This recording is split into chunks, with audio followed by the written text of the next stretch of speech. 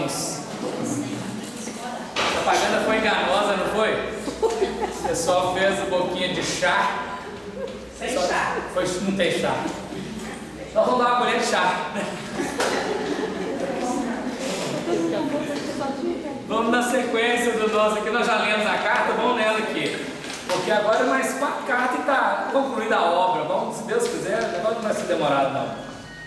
E ao anjo da igreja de Tiatira escreve: isto diz o Filho de Deus, que tem seus olhos como chama de fogo e os pés semelhantes ao latão reluzente.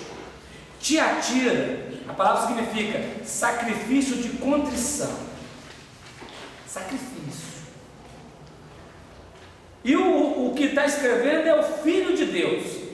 Este momento, ele apresenta o Cristo no mais ápice, o Filho de Deus. Nós temos o Filho de mulher, Filho do homem, Filho de Deus. É o ápice que a criatura atinge. O Cristo, Jesus, no caso. E todos nós também somos, mas ainda não sabemos que somos. Nós vamos chegar lá, né? Está dizendo isso, porque é ele que está dizendo. O que ele tem? Os olhos como chama de fogo, representando calor, chama de fogo, e luminosidade da verdade. Dizem que os olhos são o espelho da alma. Os olhos refletem a intimidade da criatura, definindo um semblante. E estes olhos do Cristo são como uma chama de fogo, definindo o calor da amorosidade, do afeto e a verdade na sua manifestação. O filme Ben-Hur mostra uma cena em que um soldado está agredindo algumas pessoas. E no momento em que ele levanta a mão para ferir com o chicote, Jesus estava olhando para ele. Parece que é o único momento que Jesus aparece no filme. E ele olha e os dois olhares se cruzam. E ele sente na intimidade uma invasão energética. Ele paralisa a sua mão. Ele não consegue atuar. É a verdade atingindo a criatura. E tem os pés, o Filho de Deus tem os pés. Pé representa a nossa base. O Evangelho, quando fala de pé, está falando de base. Está falando da segurança sobre a qual estamos estabelecidos. E esse caso aqui, porque eu posso estar numa segurança falsa. Meu pé pode estar seguro ou sustentado sobre a mentira. Mas aqui, ele está sendo sustentado sobre um latão reluzente. Um latão reluzente, ele é uma metáfora para dizer de uma claridade muito forte, onde não se pode firmar as vistas. É a luz por inteiro, das bases às culminâncias, né? Se você tiver um dia muito claro, com o latão refletindo a luz do sol, fica difícil de encarar mesmo, né? Porque reflete bem a luz. Então é o momento da reflexão da luz, ou da irradiação da luz. Essa postura para a igreja de Tiatira, ela define muita coisa, porque aqui nós temos uma complexidade de elementos que precisamos avaliar, né? Então tem que buscar todos esses pontos. Eu conheço as tuas obras, e o teu amor, e o teu serviço, a tua fé e a tua paciência, e que as tuas últimas obras são mais do que as primeiras. Olha coisa boa, não é? Conhecimento de tudo, principalmente do progresso efetivado. A gente percebe assim, a evolução, né? Nessas igrejas, né? Sim. Vão ter pontos, lá nas outras vão ter pontos ainda mais complexos. Mas é porque quanto mais o ser aperfeiçoa, por exemplo, quando a gente está no estágio inferior, matar o outro é coisa simples, né? Na época de uma guerra, matar o outro. Vai chegar num momento que matar um bicho já vai ser um problema para nós. Já é, né? Já é. Já é. Se tiver alguém do Ibama, já é, não pode não. Né? Se tiver alguém do Ibama, não pode mesmo, né? Nem a vaquinha, nem a galinha, que às vezes a gente pode matar a galinha, não pode matar o mico-leão dourado, mas pode matar a galinha. Não pode matar a baleia branca, mas pode matar, né, a vaquinha. Mas tudo bem. Então nós estamos num processo. Vai chegar o tempo que nem isso. Depois nem na esperança nós vamos matar mais, né? Porque é processo de evolução nesse sentido, né? Mas tenho contra ti, olha uma questão aqui, que toleras Jezabel, mulher que se diz profetiza. Jezabel, ensinar-te e enganar os meus servos, para que se prostituam e comam do sacrifício da idolatria. Jezabel, ela era uma mulher da Fenícia, que casou com o rei de Israel, na época de Elias. E como é a mulher que manda sempre, o Acabe, que era o rei, Acabe era monoteísta. Mas a Jezabel chegou, fez um cafuné aqui, um outro cafuné ali, e falou para ela, um Deus só, tem que ter um monte. Não é pouco demais para a gente fazer adoração para ele. Aí eu falei, e ela trouxe com ela no pacote inteiro do negócio, vai o pacote inteiro. Ela trouxe 450 sacerdotes, 450, no livro de Reis, a história. E o Acabe permitiu que ela comandasse a história, e fez o povo judeu ficar idólatra, politeísta naquele período. Aí que surge o Elias, e o Elias faz uma foala aí e mata os 450 sacerdotes do Deus Baal, cortando a cabeça. Por isso que ele perdeu a cabeça no tempo de João Batista. Então isso aqui está dizendo da nossa tolerância com a negatividade que está à nossa volta e da assimilação dessa negatividade no nosso dia a dia. Diz que o uso do cachimbo faz a boca torta, né? Ou seja, então eu tolerei ao fumo ou ao produto que está ali e usei, e isso me entortou a boca. Então a tolerância que às vezes trazemos, permitindo as coisas acontecerem, e essa tolerância que não é a virtuosa, é claro que não, porque a tolerância virtuosa, ela sabe que a negatividade é do outro e está aqui correta, mas aqui é aquela tolerância que nos coloca vinculado à cena e passa a incorporar esse problema. Quando nós usamos uma determinada substância negativa ao corpo, chega um determinado momento que o corpo ele adquire a tolerância àquela substância. Então, por exemplo, para atingir um ápice, eu usava 10 cigarros, mas aí o corpo começou a ter tolerância. 10 cigarros não faz mais aquele ápice, eu preciso de 20. Aumentei a dose. E assim sucessivamente. Por isso que nós começamos os primeiros movimentos. Quem começa? Eu comecei e parei, bebendo 1 dose alcoólica. Daí a pouco ela já está forte bebendo uma engradada inteira. Não, foi adquirindo tolerância. É essa tolerância aqui. Toleras Jezabel. Tolera o negativo e vai incorporando no sistema. Então nós precisamos tomar muito cuidado. Conviver com o negativo é da lei, tem que conviver. O joio e o trigo. Mas incorporar a atitude dele, não. Agora você imagina, já estamos num lugar em que todo mundo tem como hábito falar palavrão. Se não tomar cuidado, daqui a pouco está saindo, não está? Escapulindo. Escapola mesmo. Porque é lei de sintonia, a gente começa. Então é preciso ter muita vigilância para não permitir a coisa impactar. Né?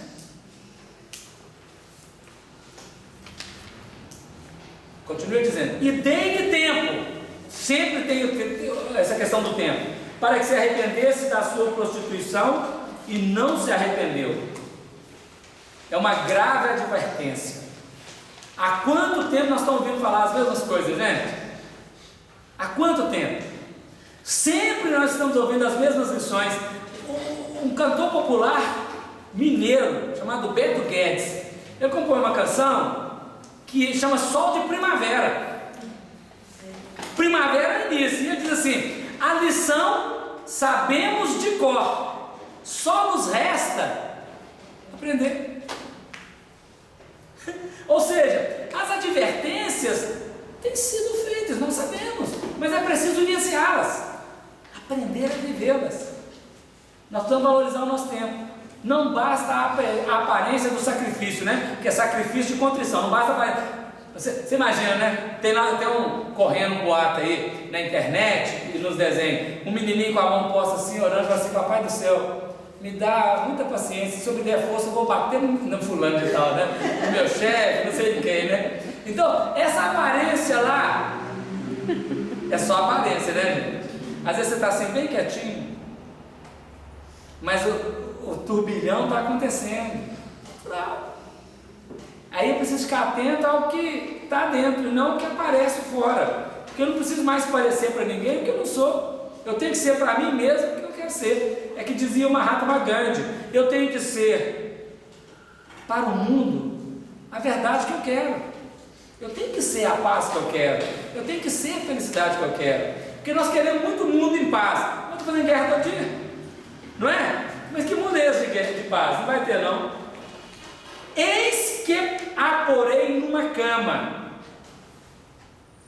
Essa cama aqui não é a cama agradável para dormir e descansar, não, né?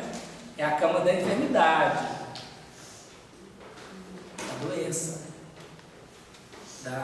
do choque de retorno, né? E sobre os que adulteram com ela virá grande tribulação, se não se arrependerem de suas obras. Quando nós vinculamos a alguma coisa, por exemplo, eu me vinculo com uma pessoa para fazer uma corrupção, eu vinculo. Não fiz não, só vinculei, apoiei, fiz que eu não sabia, uma coisa assim. Quando eu faço macomunação, quando ele for pagar o pecado dele, eu estou próximo. Deu ideia? Eu posso ser o pai, ou a mãe, o irmão, ou a mulher, ou o filho. Quando eu estiver diante de uma cena que eu tenho que tomar conta e que me faz sofrer muito, eu vou ter certeza, eu semeei no passado. Porque se eu não tiver semeado, eu vou passar por ela tranquilo, não vai sofrer não. A tribulação é um indício de que eu ajudei, que eu apoiei, que eu colaborei de alguma maneira. Deu ideia? Então nós temos que tomar muito cuidado quando a gente fala assim. Aí estou falando no outro lado, tá? A pessoa fez uma coisa errada que me feriu. Quando ela está fazendo coisa errada que fere o outro, não tem problema não. Eu estou fazendo uma comunação. Mas quando ela faz que me fere e eu estou sofrendo, eu falo assim: eu hei de ver a sua desgraça, eu hei de ver você pagar. Cuidado falar isso, porque você está fazendo um problema comigo agora, é hora de perdão. Porque eu falo assim: eu hei de ver você pagar tudo isso. Para ver o pessoal pagar o erro no futuro, eu tenho que estar bem vinculadinho com ele, eu tenho que coladinho, não é? E aí ele está pagando, eu estou do lado dele ajudando ele a pagar. É a tribulação. Então esse aqui está dizendo para nós: cuidado, esse tempo que a vida nos dá não é para macomunar com o erro, é para resgatar pelas experiências e avançar em quaisquer circunstâncias da nossa vida. Agora, se arrepender, mudança mental, transformação, desconecta. O perdão nos desconecta do agressor, quando a gente perdoa verdadeiramente. Mas não é aquela desconexão assim de uma vez, igual da panela, né? Uma panela de barro não de ferro. Você está fervendo um negócio lá, um caldo, sabe? Você desliga, ele tira do fogo e aquele negócio conserva quente tempo, né? Essas panelinhas finas que tem aí agora ultimamente, desliga em 5 minutos ela esfriou. Uma panela de barro, de ferro, porque eu estou com barro na cabeça, né? É o barro que foi para Guapé. Atravessar os negócios para chegar em Guapé, é o barco que nós vivemos nesse. Grande tribulação são as dores, as decepções para sair da mentira e da ociosidade espiritual. São as tribulações que chegam, não tem jeito. Aí ele fala assim: o que eu fiz para merecer isso? Já estamos sabendo. Nós toleramos a Jezabel. A Jezabel, ela bagunçou o que estava certinho. O Acabe estava lá certinho, cumprindo a ideia dele. Ela chegou e propôs: vamos fazer diferente aqui. E ele aceitou, né? Foi cúmplice. É isso mesmo, né? O cúmplice, a cumplicidade de alguma maneira. E ferirei de morte a seus filhos. consequências, né? E todas as igrejas saberão que eu sou aquele que sonda os rins e os corações, e darei a cada um de vós segundo as vossas obras. Essa comunidade, claro, está fadada a grande fracasso coletivo. Ela está fadada ao grande fracasso coletivo. E aí, na queda dela, tá? Todo mundo vai saber. Não tem jeito de não saber. É no tempo, todo mundo vai saber. Que qual que é a designação dele aqui na Tiatira? O Filho de Deus, né? Eu sou aquele que sonda os rins e os corações. E olha que usou a expressão do organismo físico. O rim faz um processo de filtro, né? Filtragem, onde ele absorve a substância boa e libera o resíduo, joga fora o resíduo. O Filho de Deus faz isso. O rim, ele é fundamentado para trabalhar em parceria. Na parceria nós vamos filtrar, retendo o que seja bom e exonerando o que não seja bom. É filtro, filtragem nossa na vida. O mestre e o discípulo, né? Não há hegemonia de um sobre o outro. Aí são consequências desse processo do rim. Então o rim representa esse processo. Na região em que o rim está colocado, a suprarrenal é uma glândula que tem impacto diretamente ao plexo solar, ao centro gástrico, ao chakra da emoção, descarregando a adrenalina e impactando. A hora que a gente tem um susto muito grande, costuma a gente bambear as pernas e urina para a calça, para as festas, porque perdeu a constrição, atuou no chakra, ele não aguentou o impacto da emoção, né? A suprarrenal, que deveria trabalhar em filtragem do elemento, não deu conta, liberou adrenalina e nós descarregamos. Então é um trabalho que está sendo colocado para haver a renovação. É igual acontece com criança, né? Criança? Assim, quando tem medo, né? Medo. Você faz.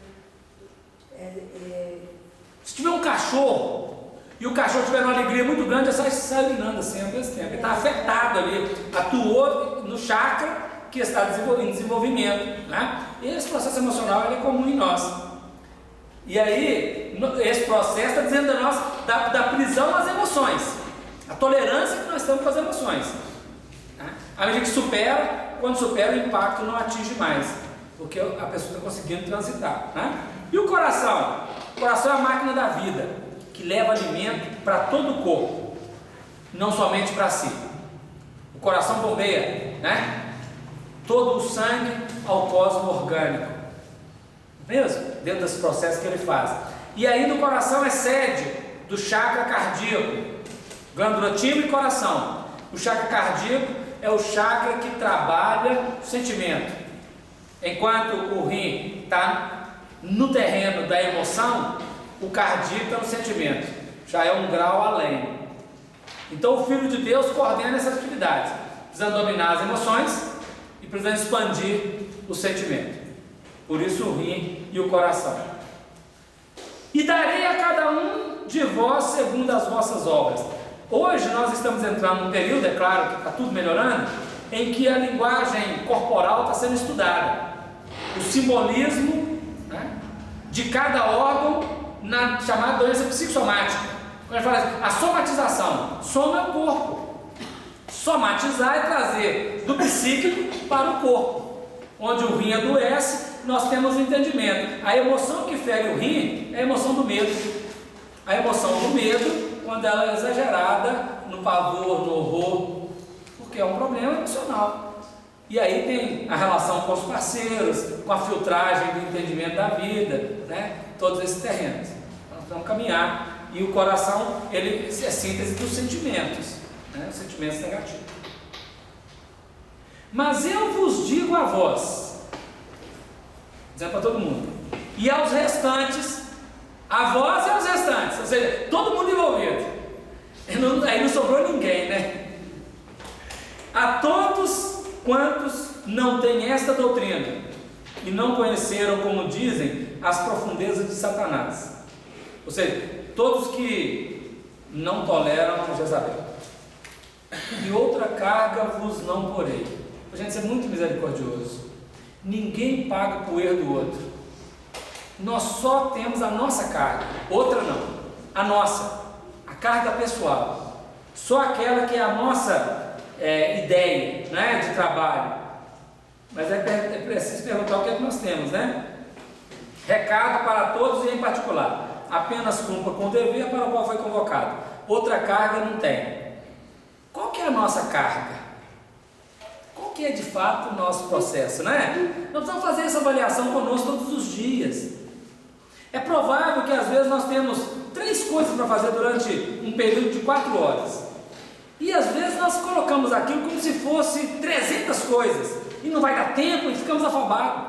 E dá tempo, não é? A ansiedade, a afobação não resolve. Então eu estou dizendo que não põe carga além. A carga é aquela única. Dá tempo de realizar.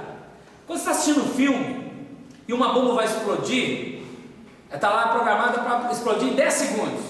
10, 9, 8. O mocinho só chega faltando 3 segundos para explodir, não é? E aí você está ali vendo o filme e a música está te ajudando, e você não vai dar conta, não vai dar conta, vai dar conta, não vai dar conta, vai dar conta. 3, aí vai. Do 3 para o 2 demora quase que 10 anos. 2, e aí começa a abrir assim, 99, 99, aí a hora que chega no 10, 9, 8, 3, 2, a hora que deu 2, quase no 1, aí ele desligou o negócio. Não é? É um problema danado, nós com o tempo, não é? Nós, para lidar com as coisas da vida, né? É preciso saber ter, né? Reter aquilo que é nosso. O que é nosso? O que é que nós temos de verdade? Porque a gente não sabe o que nós temos, a não sabe o nosso tempo, porque tem o problema do tempo aqui nessa carta, né? E ao que vencer, no particular novamente, e guardar até o fim as minhas obras, eu lhe darei poder sobre as nações. Mas esse poder aqui é autoridade, não é autoritarismo. Esse poder é a verdade definida, conquistada. Quem vencer, né? Receberá a verdadeira autoridade, sustentada no altruísmo, na caridade. Eu já estou antecipando. E com vara de ferro as regerá. Vara de ferro não é para bater na cacunda do outro, não. Não é não. Porque a gente diz aqui, olha, com vara de ferro, tá! Igual aquele tempo antigo de general, né? Eu fui no centro espírita, numa cidade lá perto de Belo Horizonte, Lagoa Santa. E lá, a diretora do centro, até uma campainha, tipo aquela de hotel, plim, que bate assim. Então o povo está conversando, ela, plim, plim. Já está ritual, né? Silêncio total. Qualquer coisa que ela vai fazer, ela tum. Então a regência dela é uma regência disciplinadora, é general. General mesmo. E ela fala como se ela fosse um general. Agora é bacana demais. É bacana. Mas a verdadeira justiça, a vara de ferro é a verdadeira justiça com misericórdia. O ferro, ele é extremamente maleável às altas temperaturas. Aquela substância, aquele minério, que quando levado às altas temperaturas, né, caminha lá para o ferro. Depois de esfriado, o negócio fica difícil de envergar. Mas enquanto está quente, é maleável, não é assim? Maleável. E essa vara de ferro é depois de levado a alta temperatura, colocada no torno ou no cantinho, no cadinho, no que for, para dar a forma que precisa. Está pronto. Depois não é fácil de mudar, não. Não é muito fácil, não. Então essa vara de ferro é o processo da vitória. Foi levada às altas temperaturas, né? E venceu. Tem poder sobre a nação. Tem autoridade. E serão quebradas. A vara de ferro vai reger. E serão quebradas, né, que a história de trás, como vasos de oleiro, como também recebi do meu pai. Vou botar aqui no texto que às vezes a gente entende o que está dizendo.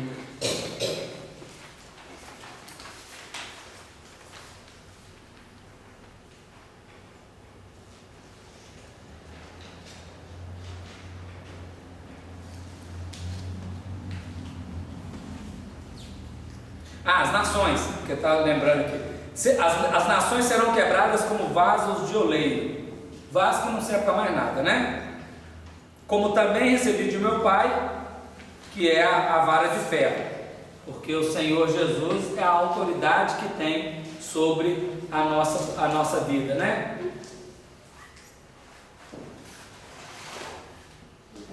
Neste caso, o vaso que precisamos ser não é o vaso de oleiro, de barro, é o vaso como Paulo, escolhido pelo Cristo, que não vai ser quebrado, vai se definir como recipiente adequado para a vitória. As nações que vincularem lá com a Jezabel, elas têm que ser quebradas naturalmente sob a autoridade. Quando nós conquistamos uma verdade, por exemplo, a pessoa usava uma determinada substância negativa e ela aprendeu que aquilo é negativo, ela parou, ela tem autoridade sobre, né? Enquanto não tem autoridade, nós ficamos oscilando, só por hoje. Hoje não, está na circunstância, tem que tomar cuidado. Mas o dia que adquirir a autoridade, não tem esse negócio só por hoje, não, é para nunca mais, acabou. Não tem mais preocupação. Enquanto é só por hoje. E aquela coisa, qualquer sustinho tem que tomar cuidado, segurar, que senão vai para fazer o negócio, ainda não tem autoridade. A autoridade é quando conquista. Conquistou, não tem negócio de ficar hoje, amanhã, não. É para nunca mais. E nós temos que aprender a fazer isso conosco.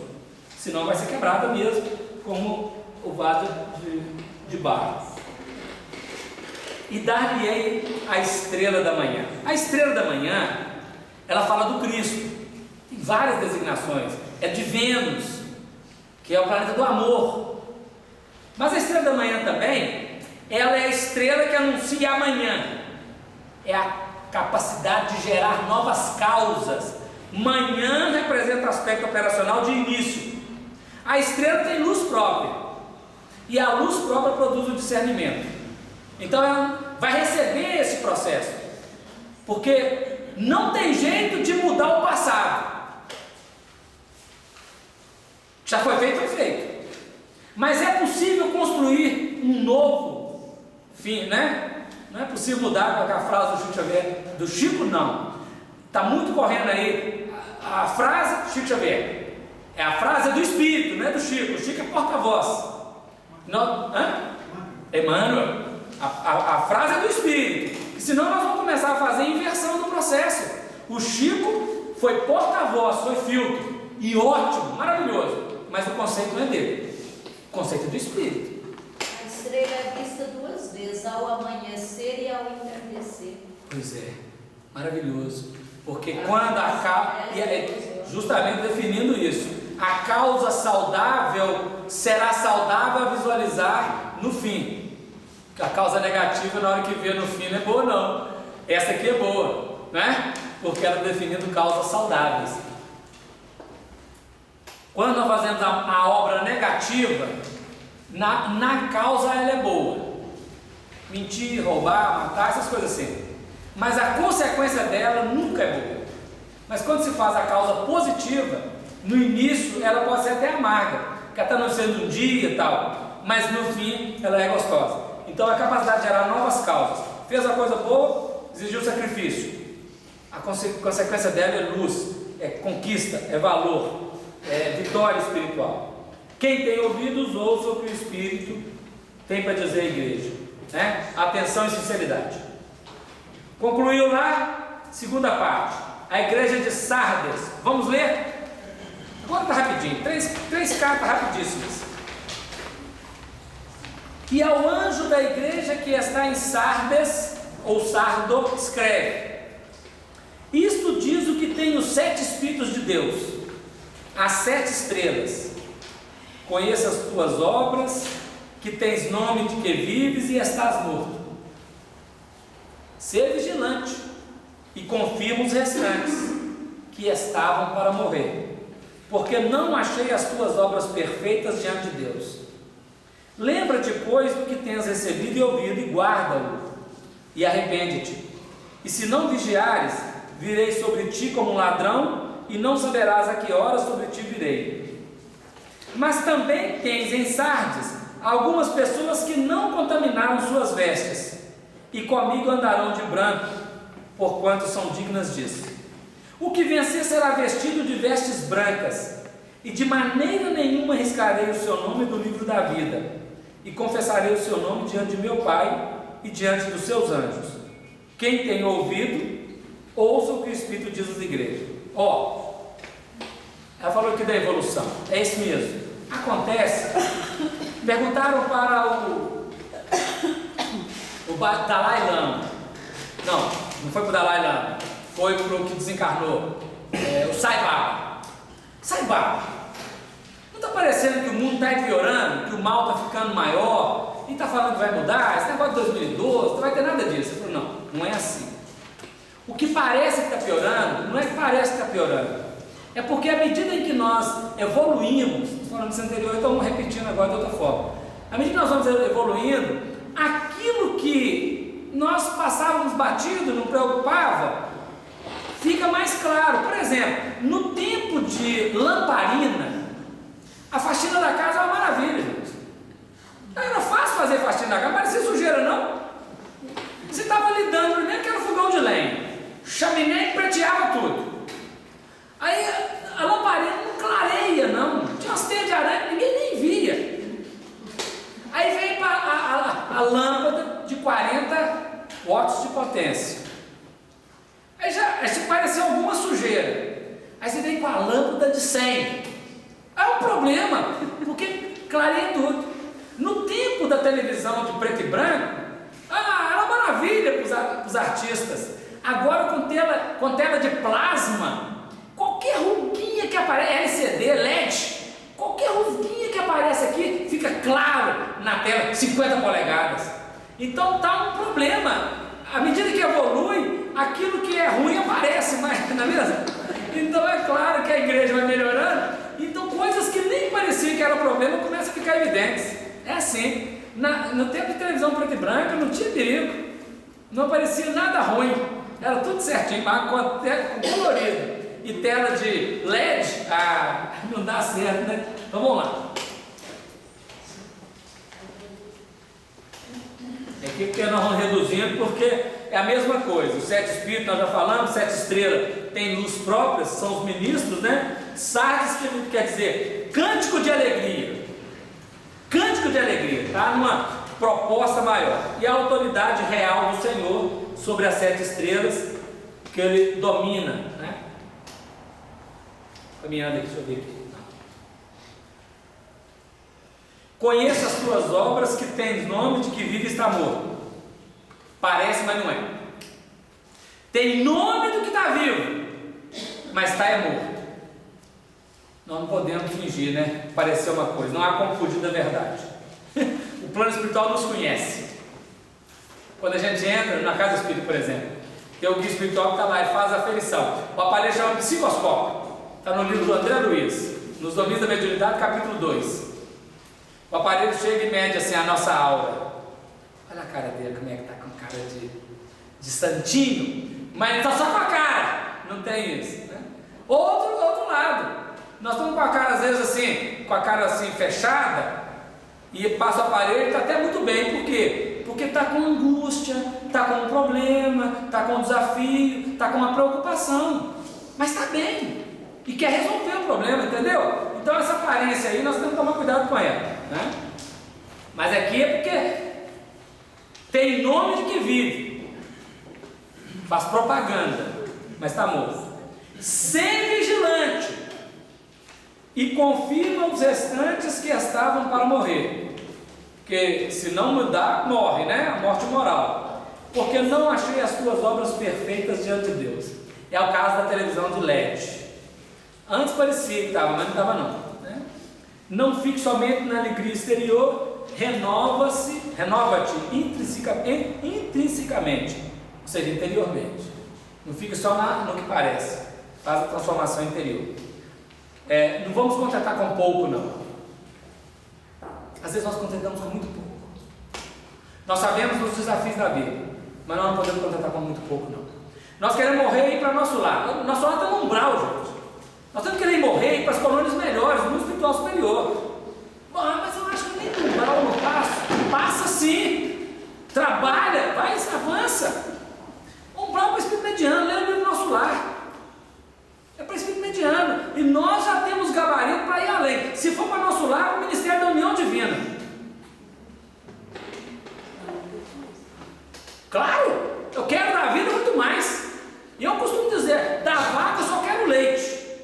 E do leite eu só quero queijo canastra. Ou queijo de búfala que a Maria Vilma faz. Não é? Dá certo a canastra. Não é mesmo? Nós precisamos querer sempre. O querer é meta. E o trabalho para atingir é esforço. Não podemos contentar com pouco mesmo, não. Nós temos que buscar cada vez mais.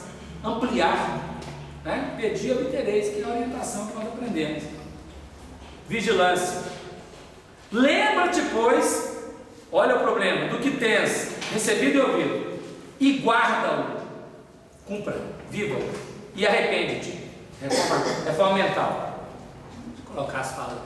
E se não vigiares, é o problema da vigilância, virei sobre ti como ladrão. O ladrão não vem assim ostensivamente, não, vem escondidinho, né? Atrás da moita, sorrateiramente, né? E não saberás a que hora sobre ti virei. Olha, o ladrão que anuncia, esse é bom. Esse que fala que está com a gente, que vai pegar, esse é bom. O ladrão que oculta, esse é perigoso. Você não sabe, não é? Então o ladrão que está às mostras, esse não tem perigo nenhum, não. É bom que a gente sabe. Por isso que não é bom matar o criminoso. Pena de morte não dá certo. Ele vai para o mundo espiritual, você não está sabendo onde é que ele está, o que ele está fazendo. Enquanto ele está aqui, você tem controle sobre ele. Né? Lembrar é a recordação. Nós temos um momento psicológico, gente, que às vezes a gente lembra de esquecer, ou esquece de lembrar, não é mesmo? Eu não posso esquecer de pegar aquela coisa para levar, não posso esquecer. A gente chegou lá, esqueci, não é? A gente lembra de esquecer, ou esquece de lembrar, vai depender de cada um aí. Então estou mandando lembrar do que tem que fazer, né? Mas tem também em Sardes algumas pessoas que não contaminaram suas vestes. Olha que bonito. Contei alguns com problema. E comigo andarão de branco. Branco é a síntese, né? Das cores, porquanto são dignas disso. Entre os que se perdem, existem aqueles que permanecem vigilantes e fiéis, limpos e dignos. Aqui ele fez a carta